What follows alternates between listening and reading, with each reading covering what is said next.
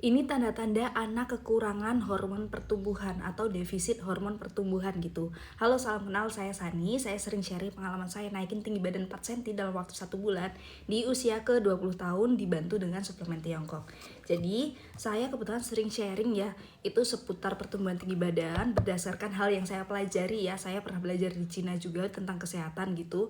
Nah, pernah belajar di Indonesia juga. Nah, ternyata ada tanda-tanda hormon pertumbuhan itu kita itu defisit gitu. Dan ada beberapa ibu-ibu atau bapak-bapak ya yang tanya solusi ke saya itu defisit hormon pertumbuhan gitu, anaknya gitu.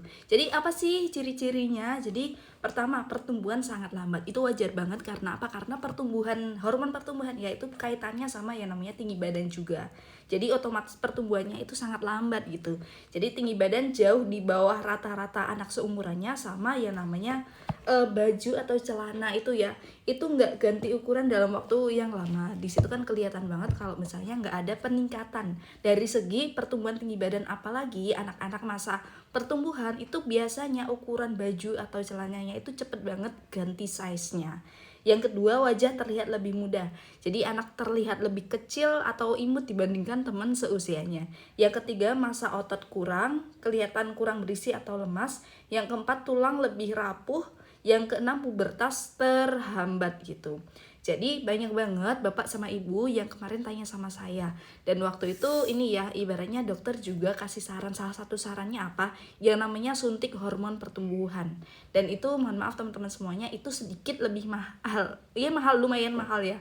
Mungkin tiap klinik bakalan beda-beda, 1 sampai 2 juta mungkin ya. Setiap klinik mungkin bakalan beda-beda dan setiap kota mungkin bakalan beda-beda.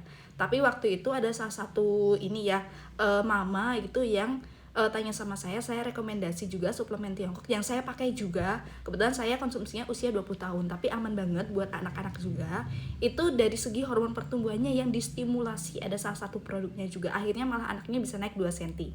Yang biasanya itu harus suntik hormon HGH secara rutin, akhirnya bisa lebih hemat dan akhirnya bisa naik juga. Kalau saya sendiri waktu itu konsumsi di usia ke 20 tahun. Waktu itu saya naik 4 cm dalam waktu 1 bulan. Oke, semoga bermanfaat dan jangan lupa follow.